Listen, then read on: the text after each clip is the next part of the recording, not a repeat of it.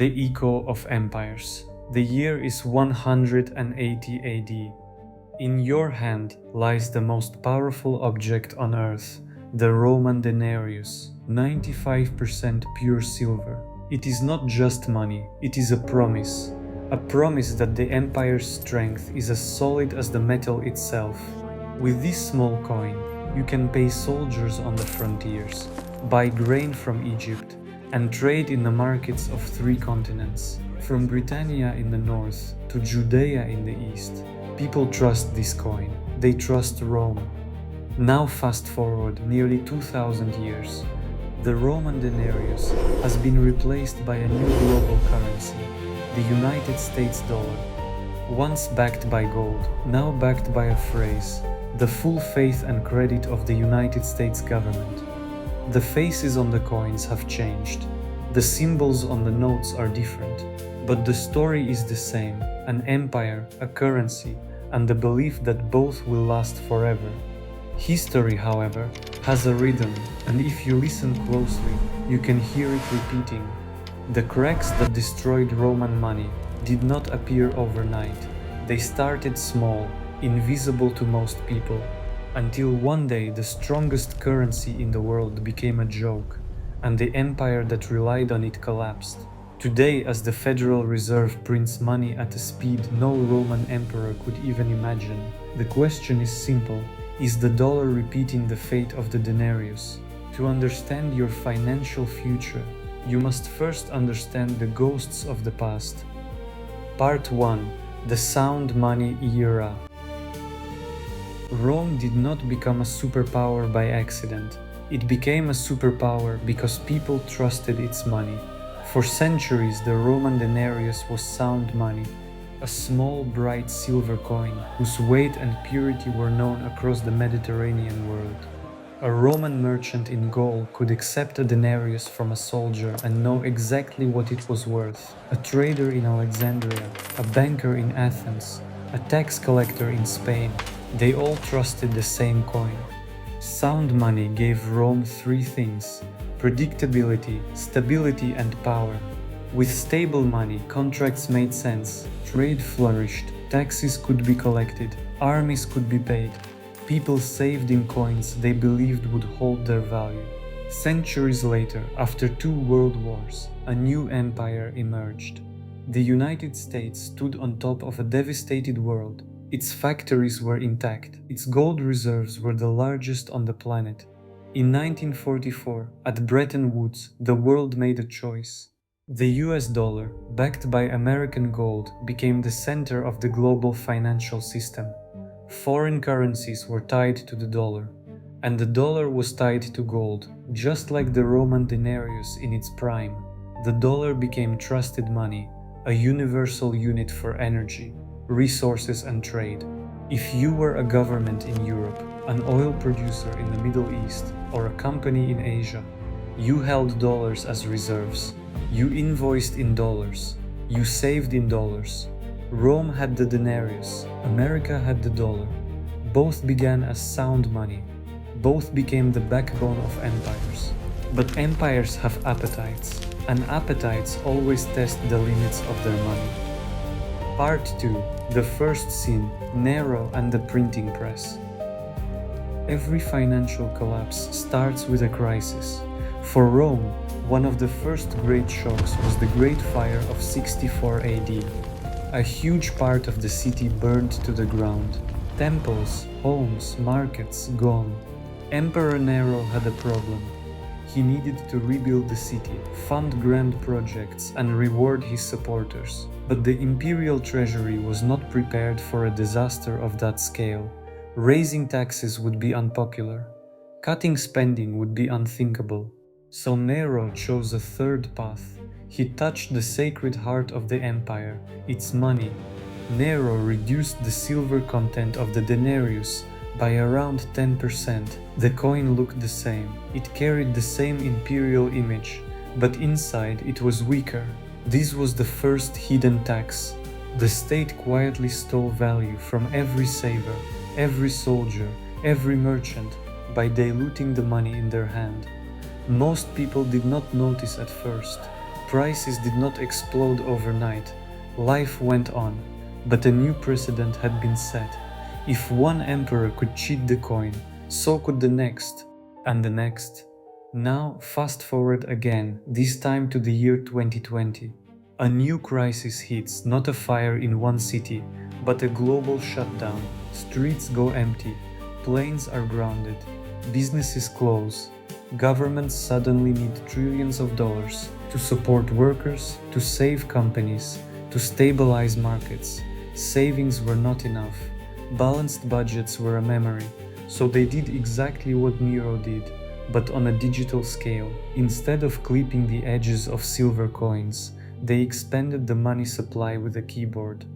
In just a few years, the United States created almost as many new dollars as in the decades before. The numbers on the screen grew. The balance sheets of central banks exploded. To the average person, little changed at first. The notes in their wallet looked the same. The digits in their bank account did not suddenly change color. But beneath the surface, the promise of sound money was quietly dying. Nero used furnaces and shears. We use spreadsheets and servers. The method changed. The scene did not. Part 3. The Spiral of Debasement. The Crisis of the 3rd Century. By the 3rd century, Rome was no longer the confident empire of Augustus. It was an overextended giant, endless frontier wars, civil wars, invasions, plagues. Every emperor needed money to bribe the army, to buy loyalty, to fund campaigns.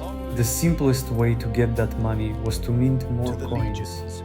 But there was not enough silver, so the denarius was debased again, and again, and again, first 10%, then 20, then 50.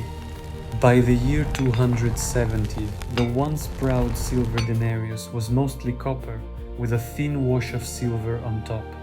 Sometimes the silver was only a paint. On the surface, Rome still struck coins with imperial images, grand titles, and glorious slogans. But the soldiers who received those coins were not fooled. They could feel the difference in their hands.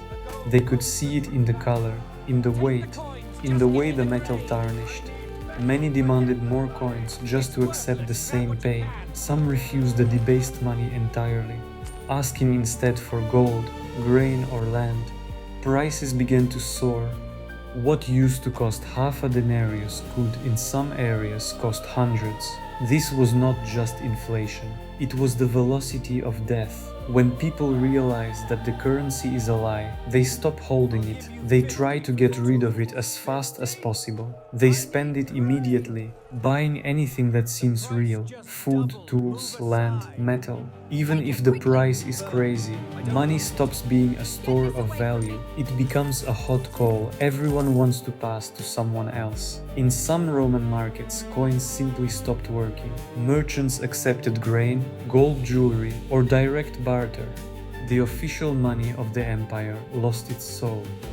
When money loses its soul, a society loses its mind. Today we see echoes. Prices for housing, food, healthcare, and education rise faster than wages. Middle classes in many countries feel squeezed, even as official statistics insist everything is under control. People work full-time and still cannot buy what their parents did. They sense that something is wrong with the system. They may not use the word debasement, but they feel its effects every time they open a bill or a receipt. Rome's middle class slowly vanished under the weight of bad money. The danger is not abstract, it is as real now as it was then. Part 4. Control and Consequences. Diocletian and the New Edicts. As chaos grew, one emperor tried to force order back into existence. His name was Diocletian. He inherited an empire with broken money, rising prices, and a population losing faith. Instead of fixing the coin, he tried to fix the people. He issued the edict on maximum prices, a massive list that dictated how much things were allowed to cost, from grain and wine to wages and services. Charging more than the official price could mean death. The state tried to command reality with ink and threats. The result? Farmers stopped bringing goods to market. Merchants refused to sell at a loss. Trade moved into the shadows. A black market emerged where real prices were paid in secret and the official economy became an empty stage. Diocletian's laws did not cure inflation. They strangled what was left of free exchange. The more the state tried to control prices, the more it suffocated production and trust. Today we see modern versions of this impulse. When inflation rises, central banks raise interest rates. Governments subsidize certain prices, and regulators talk about windfall profits and price gouging. In some places, rent controls limit what landlords can charge. In others, energy prices are capped. On the surface, this sounds like protection. Underneath, it often leads to shortages, underinvestment, and hidden costs. And over the horizon, a new tool appears. Central bank digital currencies, CBDCs. Imagine money where every transaction can be seen, every cent can be tracked, and spending can be encouraged or restricted with a line of code. In the best case, this is a powerful tool for efficiency. In the worst case, it is a digital edict of Diocletian, a system where money can be programmed to obey, even when reality refuses. The temptation to control grows when trust in money falls. Rome learned that the hard way. We may be walking down the same path, only with better technology. Part 5. The Last Warning. When money dies, in the end, Rome did not fall simply because of invading barbarians. Barbarian armies were the final blow, not the first crack. The empire weakened itself from within, through debased money, out of control spending, and the slow erosion of trust. When soldiers do not trust their pay, they turn on their rulers. When citizens do not trust their savings, they stop planning for the future. When merchants do not trust prices, they hide, hoard, or flee. A society built on broken money cannot stand for long. Rome's currency failed first. The empire followed. Today the US dollar still reigns as the world's reserve currency. It is used in global trade, stored in central bank vaults, and accepted almost everywhere. But its foundation has quietly shifted. It is no longer anchored to gold. It is anchored to faith. Faith that the system will hold, that debts will be rolled over, that central banks will always fix things in time. History does not repeat, but it rhymes. We have seen what happens when an empire's money is destroyed from within. We know the pattern: sound money, crisis, debasement, control, collapse. The question is not whether the dollar is identical to the denarius. It is whether we are ignoring the same warning signs. For you as an individual, the lesson is not to panic, but to prepare. You cannot control interest rates, government spending, or central bank policies. But you can control how you store your time and energy. You can trust the printing press, or you can trust assets that cannot be printed. Throughout history, people have turned to things with real scarcity: gold and silver, land, productive businesses, and now in the digital age, assets like Bitcoin with hard-coded limits. No asset is perfect, no strategy is risk-free, but history is clear on one point.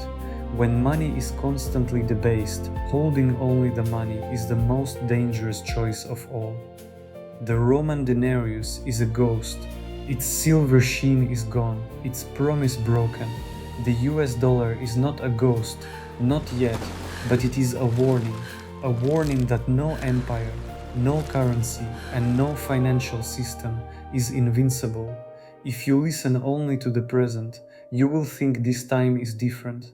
If you listen to the past, you will hear the echo of coins being clipped, of prices exploding, of laws trying to control what reality refuses to obey, the echo of an empire that thought it could not fall until it did. History doesn't repeat, but it rhymes. The question is, are you listening? I watch the past to understand the present. If you want to protect your future, learn the language of history, especially the moments when money dies. Subscribe and let's survive history together.